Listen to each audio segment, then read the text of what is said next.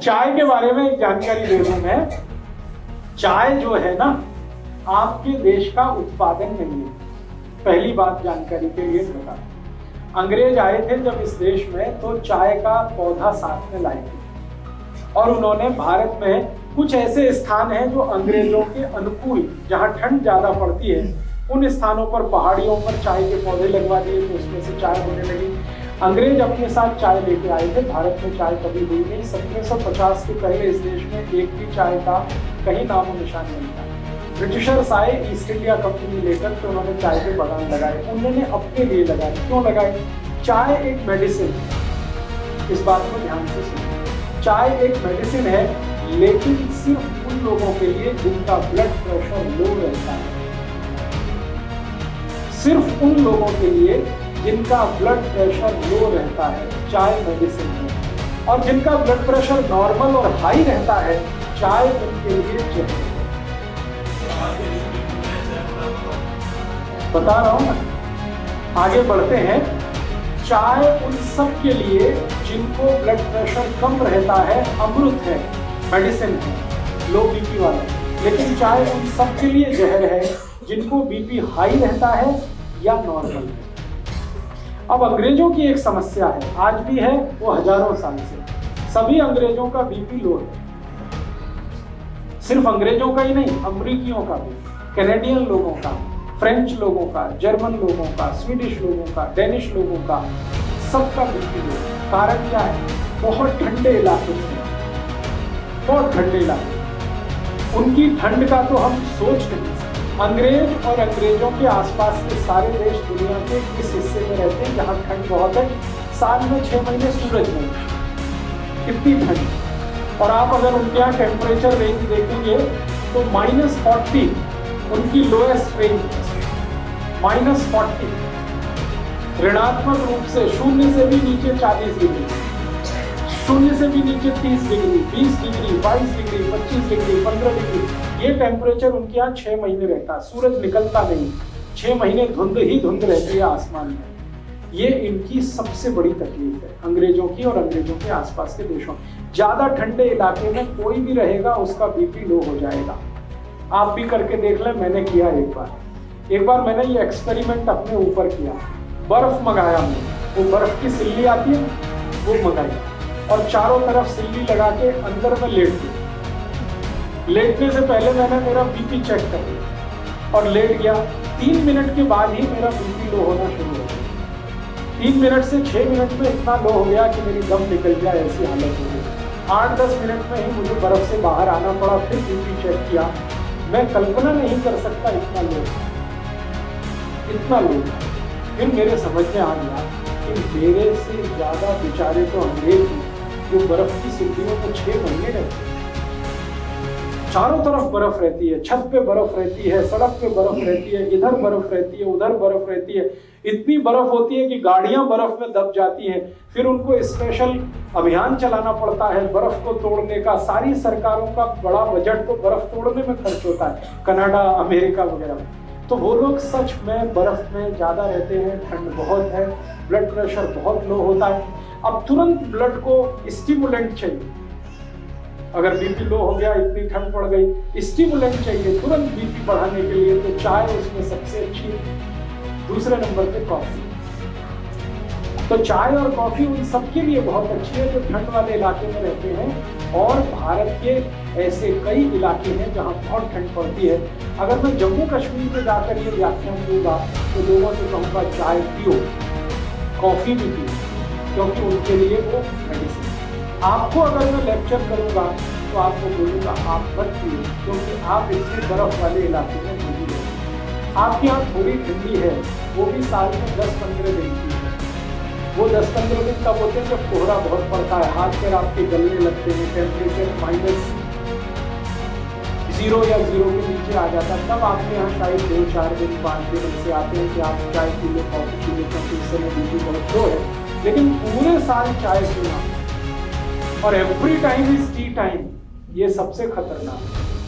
सुबह उठते ही चाय पीना, कई लोग तो कहते हैं चाय नहीं पिएंगे तब तो पॉटी भी नहीं कर सकते। ये तो बहुत खतरनाक, ये तो बहुत खराब। इसलिए उठते ही चाय पीने का अगर आपकी आदत है तो इसको बदलिए, नहीं तो क्या होगा मैं आपको बताता हूँ।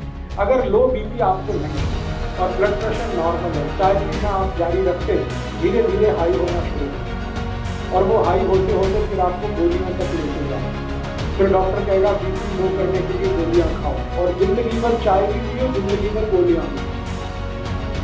वो डॉक्टर ये नहीं कहेगा कि चाय छोड़ दो, वो कहेगा गोलियां खाओ, क्योंकि गोलियां बिकेगी तो उसको भी कमीशन मिलने वाला। तो आप या तो डिसाइड कर लो कि जिंदगी भर ब्लड प्रेशर की गोलियां खा के जिंदा रहना, तो चाय पीते रहेंगे, और अगर जो नहीं खानी है तो चाय पहले छोड़िए।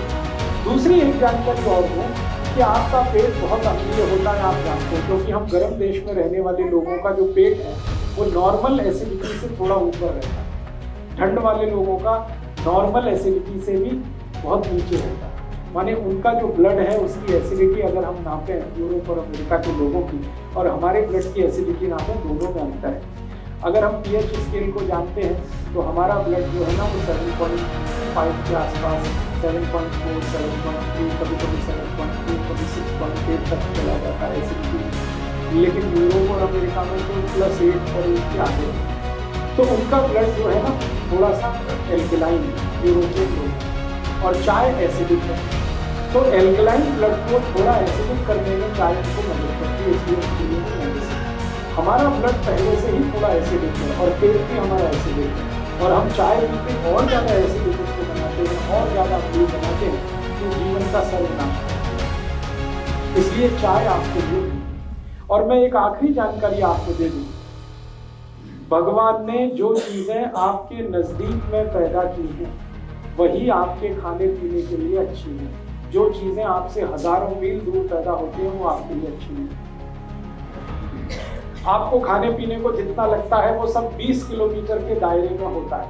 आप पटियाला को केंद्र बनाकर 20 किलोमीटर का एक सर्कमफ्रेंस बना दीजिए, आपकी जरूरत की हर चीज वहां होती है, वो आपके लिए सबसे अच्छी है। और हजारों मील दूर नीलगिरी की पहाड़ियों में जो चाय होती है या कर्नाटक के कुर्ग एरिया में जो कॉफी होती है वो आपके लिए मुफीद नहीं है, क्योंकि हर वस्तु आबो हवा के हिसाब से होती है। जहाँ जिसकी जरूरत है वहीं वो चीज होती है। कुर्ग एरिया में कॉफी की बहुत जरूरत है क्योंकि लो बीपी है, तो वहाँ कॉफी होती है। पटियाला और आसपास में कॉफी का कितना भी प्लांटेशन करेंगे होगी नहीं, क्योंकि कॉफी की हमें जरूरत नहीं है। ये तो गड़बड़ी क्या हो गई कि ट्रांसपोर्टेशन के साधन इतने हो गए तो दुनिया में जहाँ भी जो कुछ होता है हम उसे हासिल कर लेते हैं, लेकिन वो शरीर के अनुकूल नहीं। अब एक और छोटी सी बात कि हमारे आसपास के जानवरों और पक्षियों को जरा ऑब्जर्व करें, वो चाय पीते हैं। मैंने बहुत पिलाते नहीं पी, कोई पक्षी चाय नहीं पी, कोई पक्षी कॉफी नहीं पी, मेरे घर का पालतू कुत्ता भी नहीं पी, वो भी मुंह इधर उधर कर देता है। चाय रख दो इधर उधर करेगा, दूध रख दो फट से फट, 1 मिनट नहीं लगता। बिल्ली को पिला के देखा, कुत्ते को पिला के देखा, वो भी नहीं पीते, उनको भी इतना सेंस है। हम तो इतने सेंसलेस हैं, अपने को समझते तो बहुत होशियार हैं कि हम बहुत इंटेलिजेंट। प्रॉब्लम हमारी इंटेलिजेंस की नहीं है, सेंसलेस है। तो आप थोड़े सेंस में वापस आइए, चाय कॉफी छोड़िए। फिर आप बोलेंगे कैसे छूटेगा? स्वामी जी का एक सूत्र बताता हूँ चाय छोड़ने का।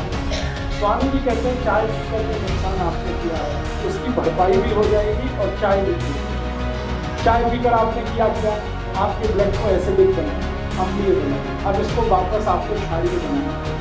तो सबसे अच्छी चीज़ है अर्जुन छाल का पाउडर, उसका काढ़ा बना के पीजिए। चाय बिल्कुल छोड़िए।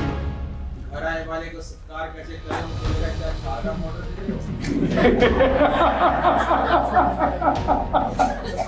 बहुत अच्छा।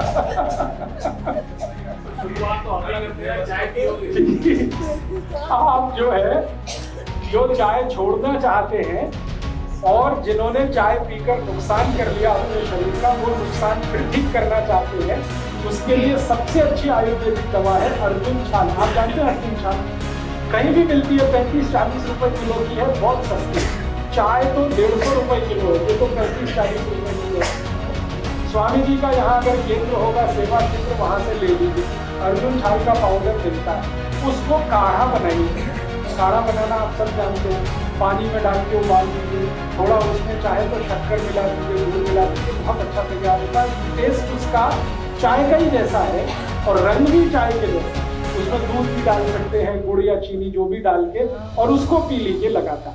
15-20 दिन आपने पी लिया तो मैं आपको 99% गारंटी देता हूँ चाय छूट जाएगी। और चाय पीकर जितना नुकसान आपने कर लिया वो सारा नुकसान उससे कवर हो जाएगा। आपके ब्लड में एसिडिटी कम कर देगा और आपके ब्लड को एल्कलाइन कर देगा। और मजे की बात यह है कि ब्लड की एसिडिटी बढ़ते ही कोलेस्ट्रॉल, ट्राइग्लिसराइड ये सब बढ़ने लगते हैं, और ब्लड की एसिडिटी घटते ही कोलेस्ट्रॉल और ट्राइग्लिसराइड सब घटने लगते हैं। माने हार्ट अटैक से बचना है तो भी अर्जुन की छाल ही चाहिए आपको। तो चाय का सबसे अच्छा विकल्प। और एक अच्छा विकल्प है, अर्जुन की छाल बहुत क्षारीय है, एल्कलाइन है। ऐसी कोई भी चीज जो एल्कलाइन है वो आप पीना शुरू कर दीजिए चाय के विकल्प के। जैसे जीरा है ना, जीरा बहुत एल्कलाइन है, जीरे का काढ़ा बनाइए। जीरे का काढ़ा कैसे बनता है? जीरा पानी में डालिए, उबालिए, थोड़ा गुड़ मिला दीजिए और थोड़ा उसमें पुदीने का पत्ते का चटनी वट्टी मिला दीजिए, बहुत एल्कलाइन हो जाता है। फिर इसको पी लीजिए चाय की तरह। ऐसे ही आपके घर में अजवाइन है, अजवाइन बहुत एल्कलाइन है, बहुत क्षारीय है। एल्कलाइन का काढ़ा बना लीजिए, अजवाइन का काढ़ा बना लीजिए, गुड़ मिला के, और जीरा भी डाल सकते हैं उसमें। धनिया पत्ता, पुदीना पत्ता दोनों एल्कलाइन है, उसकी चटनी डाल दीजिए, बहुत अच्छा तैयार होगा। तो ऐसे 20 तरह के काढ़े। एक हमारे भारत देश में गायत्री परिवार नाम की बड़ी संस्था है, उनका एक प्रज्ञा पेय आता है, वो भी बहुत एल्कलाइन है, वो चाय का बहुत अच्छा विकल्प है। स्वामी जी ने भी एक विकल्प लाया है, दिव्य पेय। वो सभी एल्कलाइन चीजें हैं, चुन चुन कर उन्होंने एल्कलाइन चीजें उसमें रखी हैं। वो दिव्य पेय चाय का बहुत अच्छा विकल्प है। तो विकल्प है, अच्छा विकल्प है, तो फिर जहर क्यों खाना? और अगर रिश्तेदार आते हैं, रिलेटिव्स आते हैं, तो उनको आप कहते हैं अतिथि तो देवता है, तो देवताओं को जहर तो नहीं पिला सकते, देवताओं को तो अमृत ही पिला सकते हैं ना, राक्षसों को जहर पिला सकते हैं। तो आप देख लीजिए आपके अतिथि राक्षस है कि देवता है। अगर आप मानते हैं कि वो राक्षस हैं, खूब चाय पिलाइए, खूब कॉफी पिलाइए, जल्दी मार डालिए उनको। और अगर आप मानते हैं कि नहीं वो देवता है, तो बिल्कुल चाय मत पीजिए, बिल्कुल कॉफी मत पीजिए, दिव्य पेय दीजिए और झुंड की छाल का पाउडर दीजिए, जिंदा रखिए उसको। ये आप तय करिए, आपको ऊपर में छोड़